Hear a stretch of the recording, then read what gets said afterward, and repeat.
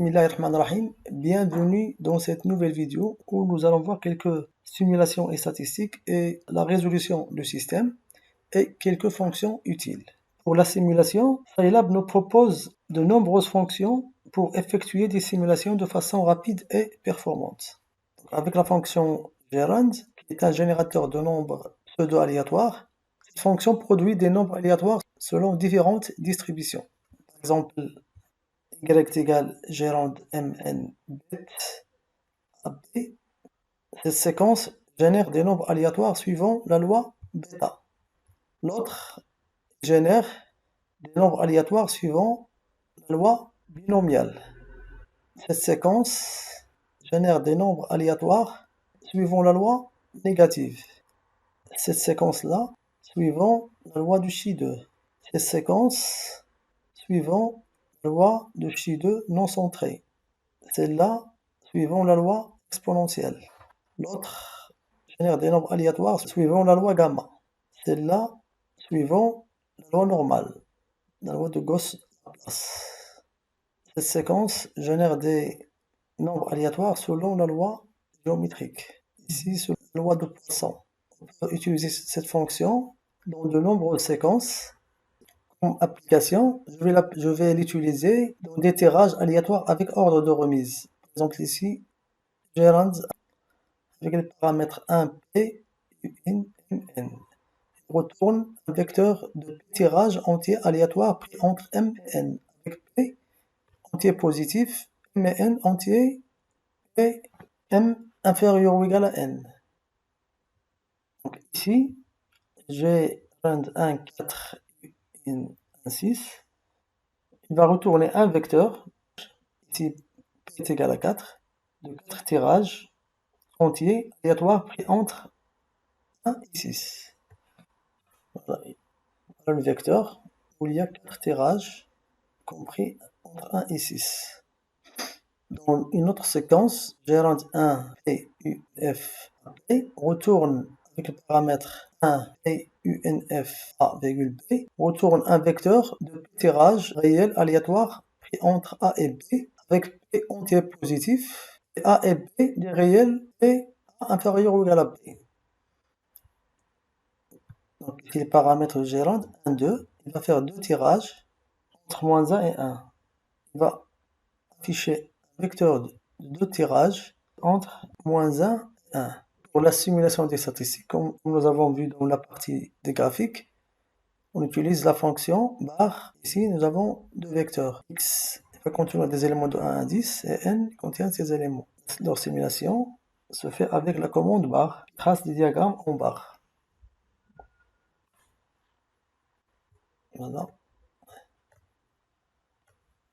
Pour un diagramme en barre représentant deux séries côte à côte, soit la série de valeurs x et les deux séries d'effectifs n1 et n2. Pour le tracé, n1 et n2 doivent être des vecteurs colonnes. La commande bar x n1 n2, c'est pourquoi j'ai pris les transposés. Voilà.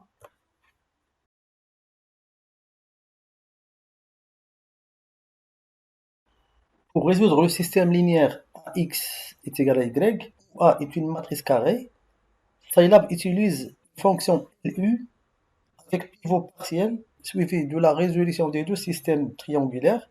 Cela est inaperçu. Il est rendu transparent pour l'utilisateur par l'intermédiaire de l'opérateur anti-slash. On l'obtient avec la combinaison des touches Alt-GR et la touche du chiffre 8. Pour résoudre ce système,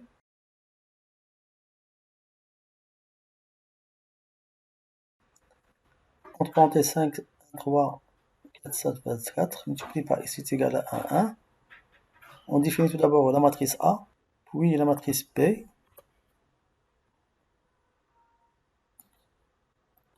On écrit l'équation x est égal à anti-slash y. On valide, il va donner ici les solutions.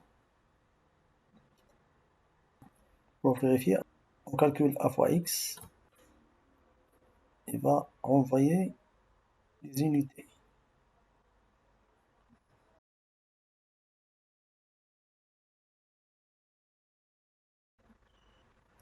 La fonction gsort permet d'ordonner ou bien de trier par ordre croissant ou décroissant les éléments d'un vecteur. Par exemple ici, le vecteur v est égal 2, 6, 9, 6, moins 4, 0, 2.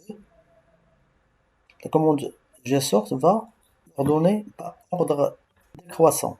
Par contre, la commande ou bien la fonction gsort v avec le paramètre gi va le trier par ordre croissant. La fonction somme calcule la somme des éléments d'un vecteur ou bien d'une matrice. Par exemple, ici j'ai créé un vecteur qui contient 10 éléments. La fonction somme u va donner la somme de tous les éléments. Et la fonction prod de u, ça va donner le produit des éléments de ce vecteur. Et la matrice suivante, somme n, la somme, prod,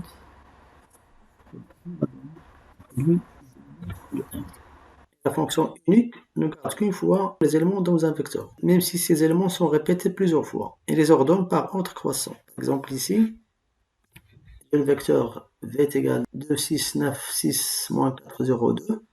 2 il est répété deux fois, ici c'est répété deux fois. La commande unique v va afficher les éléments du vecteur sans répétition. Ceci peut être très utile pour faire des tests. Par exemple, dans ce vecteur W, qui contient les éléments suivants, pour trouver tous les éléments du vecteur qui sont plus petits que 5, on utilise la fonction find W inférieur à 5. On va afficher tous les éléments inférieurs à 5.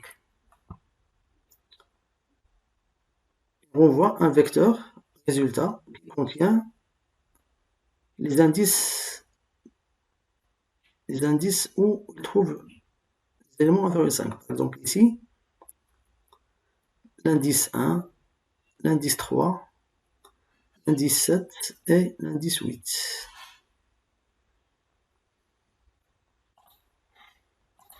Dans cet exemple, il va chercher les éléments qui sont égal à 3. Par exemple, find W est égal à 3. Il va afficher les indices où il a trouvé la valeur 3. L'indice 3 et l'indice 7.